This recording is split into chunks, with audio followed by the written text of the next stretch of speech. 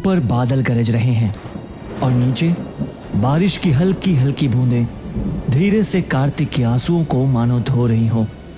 कार्तिक हिम्मत करके पलटता है और चाबी बनिए को दे देता है। ठीक है। कार्तिक एक आखिरी बार पलटकर दुकान की ओर देखता है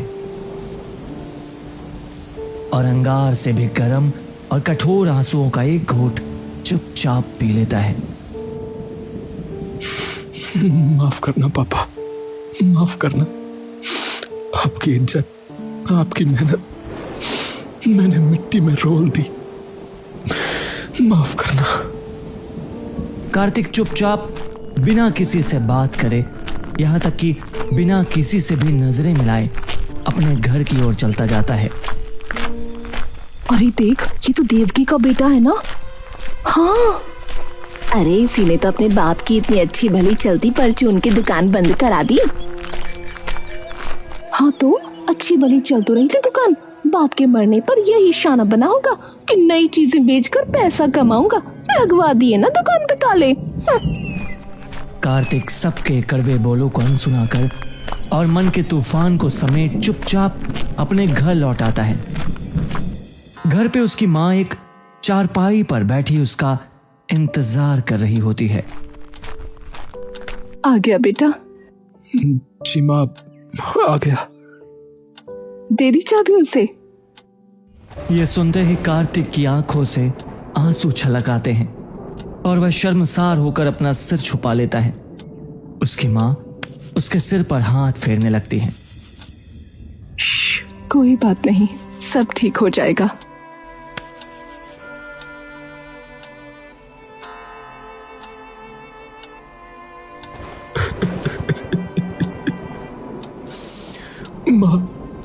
माँ मैंने सब बर्बाद कर दिया। माँ, सब खत्म कर दिया। लोग सही कहते कि मैंने अपने बाप की इज्जत की धज्जियां उड़ा दी जो उन्होंने सालों लगाकर उस दुकान से कमाई थी। अरे तू अपने पापा की बात भूल गया। मन के जीते जीत है, मन के हारे हार। तेरे पापा ने भी तो वो दुकान मेहनत करके ही बनाई थी, तो तू भी तो कर सकता है। मैं न पापा जितना बन सकता हूँ और न ही मैं उतना बनने के लायक हूँ। माँ,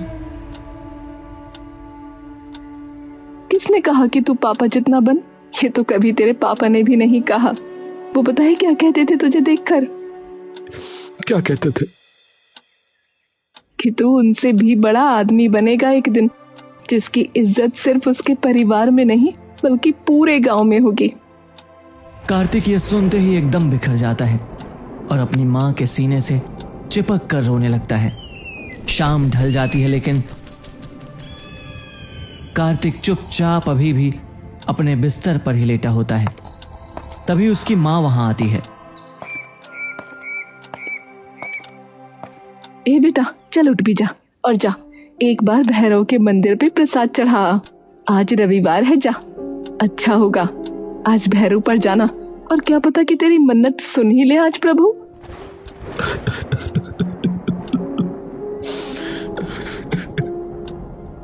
माँ, अभी तक तो कुछ ठीक किया नहीं उन्होंने, अब क्या करेंगे? बेटा जी, एक वक्त पर खुद से भले ही मुंह मोड़ लो, पर कभी अपनी आस्था से मुंह मत मोड़ना, क्योंकि हमें नहीं पता होता कि कब हमारी आस्था हमारी जिंदगी का रुख बदल दे। कार्तिक कुछ नहीं बोलता। चल उठ जा फटाफट से, और बाहर निकलेगा तो तेरा भी मन शांत हो जाएगा थोड़ा। कार्तिक उठकर कपड़े बदलता है और मंदिर चला जाता है।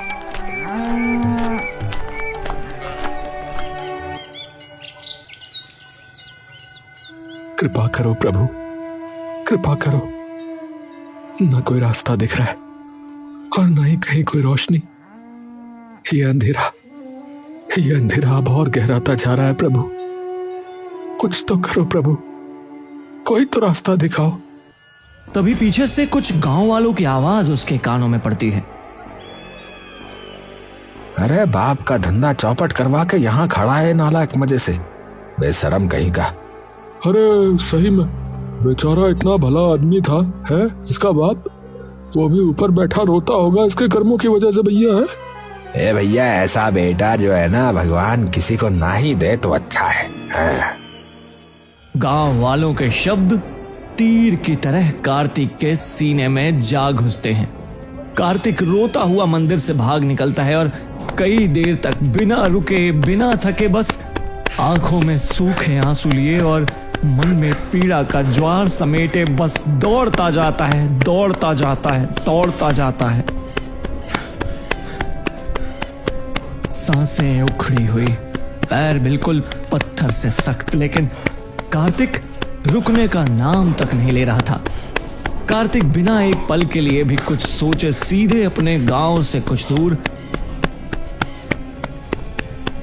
पहाड़ियों पर जा धमकता है। पहाड़ियों के अनजान रास्तों पर वो बिना सोचे समझे बस दौड़ता जाता है, दौड़ता जाता है और तभी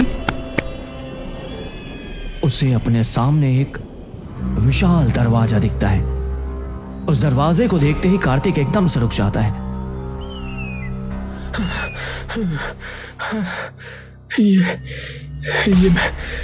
ये मैं कहाँ आ गया?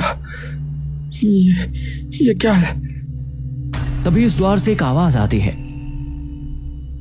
तुम बिल्कुल वहीं आए हो जहां तुम्हें होना चाहिए।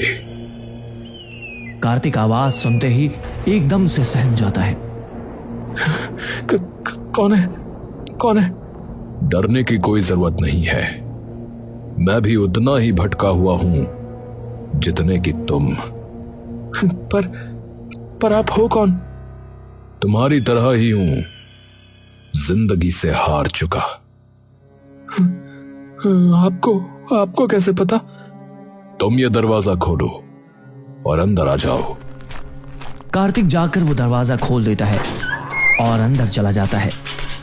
अंदर एक छोटा सा घर होता है जिसके बीचों बीच एक हवन कुंड रखा होता है जिसके अंदर की राख जम चुकी है।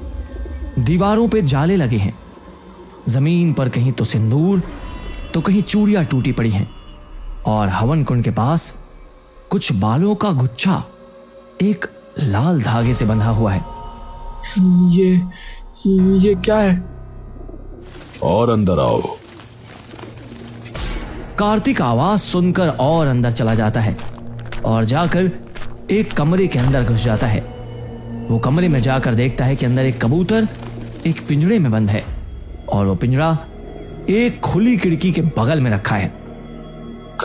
कबूतर? तुम्हारा ही इंतजार था। कार्तिक कबूतर की आवाज सुनते ही एकदम चौंक जाता है। आप बोल सकते हो? कबूतर कार्तिक की तरफ देखता है। हाँ, पर कैसे? और ये जगह क्या है? न कभी देखा और न कभी पढ़ा इस जगह के बारे में। कौन सी जगह है ये? कोई नहीं जानता क्योंकि घर है ये बस एक। फिर आपको यहाँ पिंजरे में किसने डाला? यहाँ तो कोई भी नहीं है। कबूतर फिर से ढलते सूरज की ओर देखने लगता है। कोई भी नहीं है। होते थे कभी। मतलब? वो बाद में बताऊंगा। तुम बहुत ही बड़ी दुविधा में फंसे हो। कार्तिक मायूसी से अपना सिर झुका लेता है। क्या हुआ है? पता नहीं। ऐसा लग रहा है जैसे एकदम से मानो पूरी दुनिया खिलाफ हो गई हो। करने और कुछ गया, हो कुछ और गया। एक बात बताता हूं, सुनोगे? जी। जिंदगी दो छोर में बटी हुई है, एक अच्छा और एक बुरा। अगर एक छोर थोड़ा भी ढीला हुआ तो सारा संतुलन डगमगा जाएगा। खुशी है तो एक वक्त पर दुख भी होगा, पर हमेशा नहीं। तो संतुलन है जिंदगी का सही जवाब। पर अब तो ना सही है ना गलत है, कोई रास्ता ही नजर नहीं आ रहा है। तो अब क्या करूं? मेरे दोस्त, अकेले तुम कहां हो? अंधेरे में तुम्हारे जैसे कई हैं। पर आप तो जा सकते हैं ना यहां से। मैं आपका पिंजरा खोल देता हूं।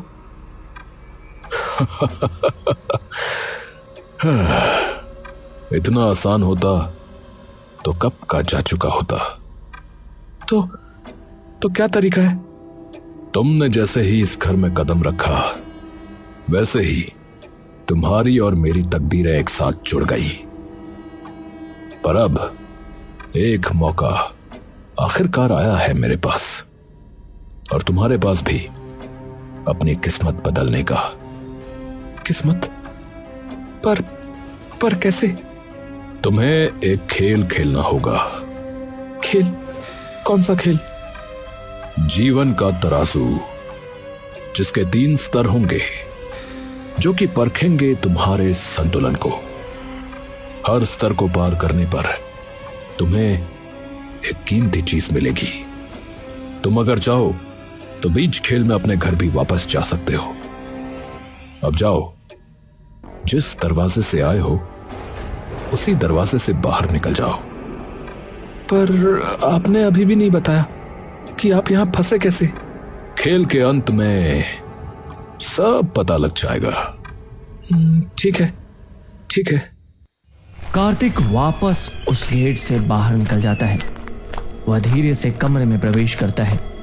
अंदर घुप अंधेरा है। अचानक उसके चारों तरफ हजारों आईने चमक उठते हैं। हर आईने में एक अलग अलग कार्तिक नजर आता है। हर आईने में एक अलग कार्तिक खड़ा है। एक आईने में वह सफल व्यापारी बड़े कपड़ों में और लोगों के बीच इज्जत से खड़ा है।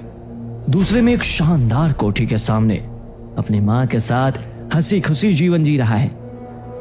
और तीसरे में एक नेता जैसा लोगों की भीड़ उसके पैर छूने आ रही है। कार्तिक थोड़ी देर रुककर इन तस्वीरों में खो सा जाता है। उसकी आंखों में चमक आ जाती है। अरे काश सच में मैं ऐसा होता। लेकिन अगले ही पल उसे एक और आईना दिखाई देता है। उसमें वही असली कार्तिक है, आंसुओं से भीगा, लोगों के ताने सुनता, मां के सामने टूट कर गिरता हुआ। अचानक आवाज गूंजती है, समय आ गया है सच को चुनने का। या तो वो चेहरा चुनो जो तुम्हें दिखाना अच्छा लगता है, या वो जो तुम असल में हो।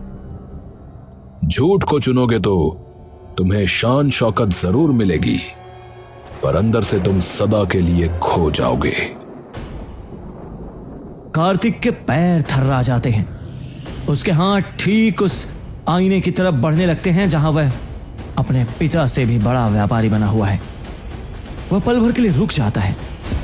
उसके दिल में लालच की आग भड़कती है, लेकिन उसी समय उसकी मां की मुस्कान, पिता की यादें और अपनी गलती का बोझ उसके दिल को वापस खींच लाते हैं।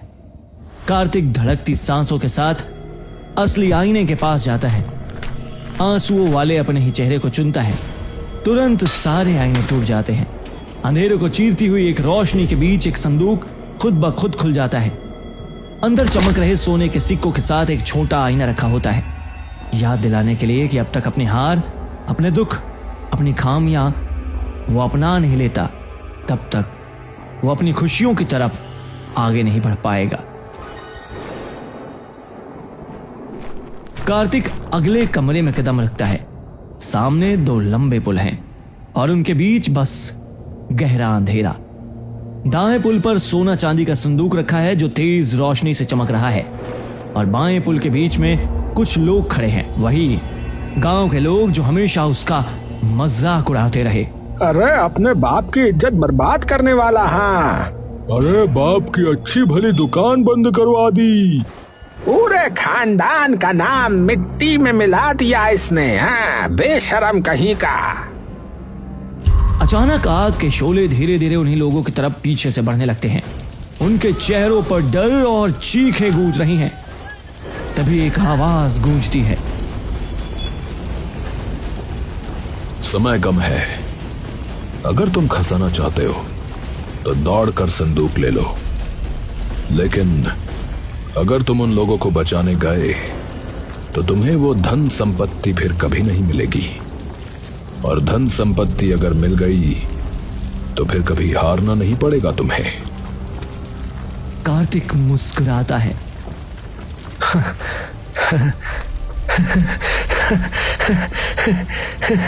अरे अरे, मन के जीते जीत है, मन के हारे हार, मन का मीठा बात तू, मन में रंजिश मार। कार्तिक हंसकर बिना सोचे सीधे उन लोगों की तरफ भाग पड़ता है और रस्सी तोड़कर सबको अपने साथ पुल से बाहर ले जाता है। सभी लोग उसकी ओर देखकर मुस्कुराते हैं और गायब हो जाते हैं। ये भाग भी तुमने जीत लिया। अब आखिरी पड़ाव। कार्तिक एक गहरी लंबी सांस भरता है।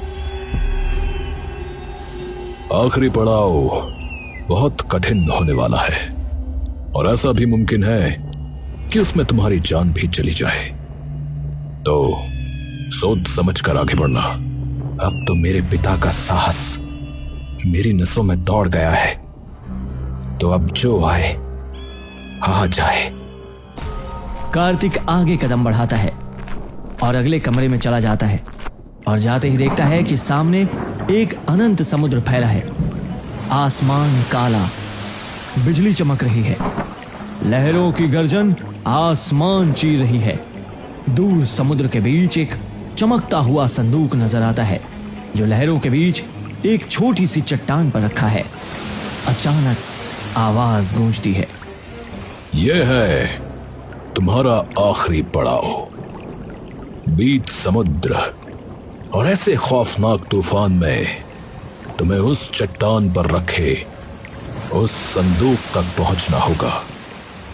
पर याद रखो, समुद्र तुम्हें निगल भी सकता है और उस संदूक में कोई खजाना नहीं है, सिर्फ उस कबूतर के पिंजरे की चाबी है, जिससे वो कबूतर आजाद हो जाएगा।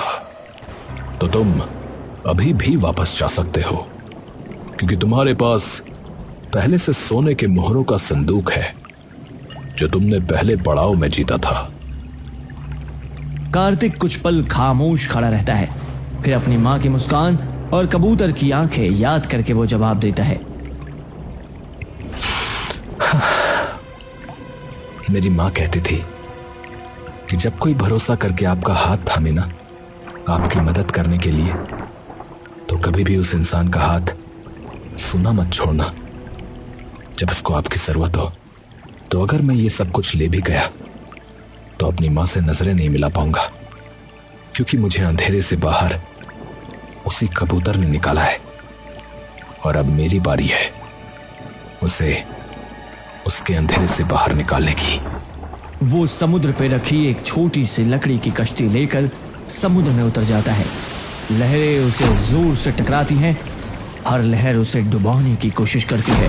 कभी वो पानी के नीचे चला जाता है तो कभी सिर्फ उस कई किश्ती का कुछ हिस्सा ही दिखता। उसका चेहरा खून से भर जाता है, सांसें घुटने लगती हैं और तभी एक बड़ी लहर आती है और उसे पूरा डुबो देती है। तभी कार्तिक की आंख खुलती है। उसके सामने एक संदूक रखा होता है। वह उठकर उस संदूक को खोलता है और देखता है कि उस संदूक में कई सारे हीरे जवाहरात और पैसे हैं और उनके बीच में एक बड़ी सी चाबी है। कार्तिक वह संदूक लेकर तुरंत वापस उस घर में उस कबूतर के पास चला जाता है।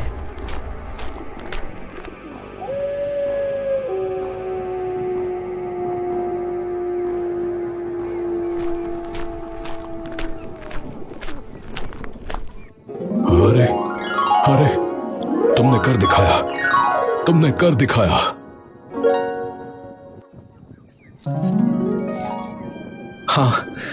हाँ, सब तुम्हारी वजह से। कार्तिक आकर उस पिंजरे को खोल देता है। वह कबूतर तभी बाहर आकर कार्तिक के कंधे पर बैठ जाता है। मतलब तुम अपनी जान की परवाह किए बिना उस समुद्र में उतर गए। अरे क्यों नहीं उतरता? तुमने मुझे बचाया, तो मेरी भी तो जिम्मेदारी थी ना तुम्हें बचाने की। तुम्हें पता है, इतना तो मेरे किसी सगे ने भी मेरे लिए नहीं किया। तुम्हें जाननी थी ना मेरी कहानी, तो सुनो। मेरी माँ तांत्रिक विद्या में बहुत ही बड़ी विद्वान थी। उनका एक ही बेटा था, मैं। पर मेरी माँ कभी माँ सी लगी ही नहीं मुझे। पता नहीं कौन सा फितूर चढ़ा सिर पर। कहने लगी कि राजा को अपने वश में करके पूरे राज्य पर राज करेगी, लेकिन ऐसा करने के लिए किसी इंसान को किसी जानवर या पक्षी में बदलकर एक पिंजरे में कैद करना होगा, जिसे सिर्फ वही इंसान खोल सकता है जिसमें अच्छाई और बुराई का संतुलन हो। मां को लगा कि मुझे तो बाद में भी छुड़ा सकती है, तो उन्होंने मुझे ही कैद कर दिया। लेकिन फिर जादू टोना उल्टा पड़ गया और राजा काबू में आने की बजाय मर गया। जब राज्य में यह बात पता चली तो सिपाहियों ने मां का सिर कलम कर दिया और मैं तब से बस यही हूं, इंतजार में। पर तुमने आखिरकार मेरा इंतजार खत्म कर दिया मेरे भाई, शुक्रिया। वह कबूतर चमकती चांदनी में खिड़की से बाहर उड़ जाता है और देखते ही देखते ओझल हो जाता है। कार्तिक सारा खजाना घर ले आता है और अगले दिन ही अपनी दुकान बनिए से खरीदकर फिर अपना काम शुरू कर देता है। पर अब की बार अपने पिता की नींव पर और अपनी माँ के दिए हुए संस्कारों की धरोहर पर। कुछ ही महीनों में दुकान इतनी चल जाती है कि जो लोग उस पर कभी तंज कसते थे, आज वो ही उसकी तारीफें करते नहीं थकते।